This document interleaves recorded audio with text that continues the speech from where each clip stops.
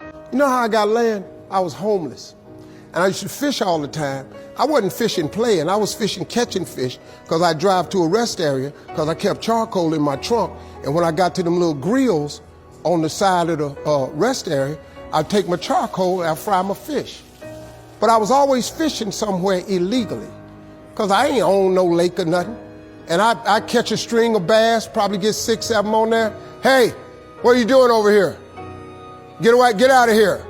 I pull my string up. Hey, them fish don't belong to you. Let them fish go. I got to take all them fish off the hook and throw it back in the water. He didn't know, man, that I'm trying to eat, but I can't break no law, so I got to go on about my business.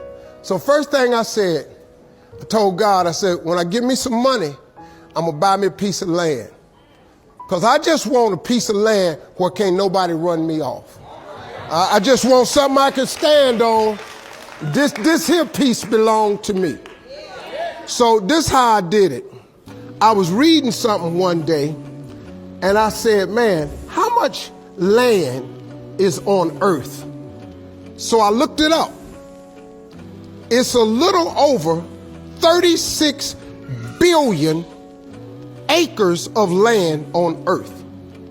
At the time, it was between 5 and 6 billion people on earth. It's a little over 8 billion now. So I did a little hood math.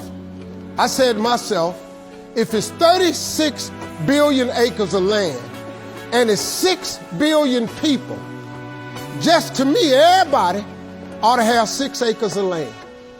It was a scripture my mom used to tell me about all the time. She said, you have not because you ask not. So guess what I started asking for? 6 acres of land. Just wanted 6. So I messed around and got my first piece of money. I got me a check for about $115,000. So first thing I did, went to Dallas, Texas, said I'm gonna buy me some land. I found a piece of land, I thought it was perfect. Had a fishing lake at the end of it, because I love to fish. I said, man, this piece I'm gonna buy right here. Let me talk to somebody. I was with a real estate agent. I said, how much is this? He said, it's $250,000. I can't afford this. So I got about 115. He said, I don't think you're gonna be able to get it for that, but I'll make a call. So he called the guy. The guy said he would take 115 now and I could pay him the rest later. And before I did it, I said, hey man, let me ask you something. How much land is that? He said, oh, that's 6 acres.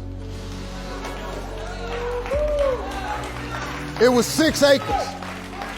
I got ready to sign it up. The real estate agent said, Mr. Harvey, before you sign that, I want you to think about it. I want to show you something else. So he took me over to this dude's house. I never met this guy. He came outside. He's a hillbilly. He's just country. You know, I was a little nervous. Me and hillbillies we don't normally work that good together. His name was Jerry Campbell. Turned out to be one of the nicest men I ever met. I misjudged the man. He talked to me, he said, I want to show you something. And I go over there and I couldn't believe it, man. It had rolling hills on it. It had 4 lakes on it, fishing ponds. I said, man, look at this right here. How many acres is this, man? He said, 16 acres. I said, man, I can't afford nothing like that. He said, well, hold on, I'm in a tide right now. How much you got? I said, well, I was gonna do this other piece of land. I got 115 I'm gonna pay now. And if you give me a year to pay out the rest of it, I could buy it from you like that. He said, tomorrow morning, if you bring me a $115,000 check, I'm gonna give you this land. So I got the 16 acres of land the next day. So I said, wow, that's how it worked. You have not because you ask not. I asked for 6. Soon as I was gonna buy the 6, he put some grace on it. Next thing you know, I got 16 for the same money. So I got to thinking. I got a couple partners in Cleveland that's locked up. They not getting out of prison. So I asked God, could I have a 6?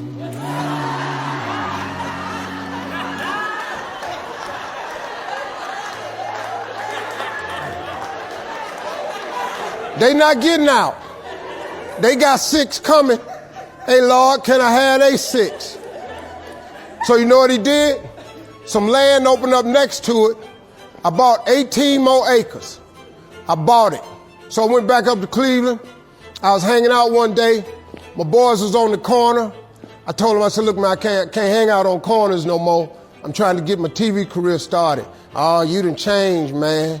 This what's happening. So now you done got this little money. You done forgot where you from. I said, okay, hey, Lord, can I have A6 too? So I see right now. Yeah, I see what's happening right there. They ain't finna go nowhere. So I kept asking for everybody I thought wasn't gonna ask for they 6. I asked for they 6. I ended up owning almost 300 acres of land in Denton County, Texas. But I just kept on, man. Just kept on with it. I just kept the faith. I kept believing. I kept asking him. I kept wanting. God got great life for you, man. But you're going to have to ask for it. And when you ask for it, you're going to have to believe it. After you believe it, you got to put your work in. Now, if you don't want to do the work that it takes to be successful, this man with his success, if you knew how hard he worked, if you knew the hours he put in, the hours his daddy put in, if you knew what it really took, it's daunting. It's days, man, where you go, whoa, what is this I'm trying to do? But you got to hang in there. See, getting what you want is up to you. How you get there, that's up to God. See, the problem with you is you trying to figure out how to do something. Listen to this. The how-to ain't none of your business. The Bible don't tell you to figure nothing out. It say ask, believe, and receive. Now, see, you keep going down these churches, they keep telling you this, but you ain't listening. I'm asking you to listen. You can turn your life around if you change your attitude. You change your attitude, you change your altitude. Stop sitting in here with a life of mediocrity when that ain't what God created you for. Now, you might not want this life. You might not want what it takes to get here. But if you want this life, you got to put in your work. You got to put it in. You got to stay prayerful. You got to never give up. You got to talk God every day. Now, if that ain't what you want to do, then good luck. You keep doing what you've been doing, you're going to keep getting what you've been getting. I would try something else if I was y'all. I appreciate y'all coming. Thank y'all very much.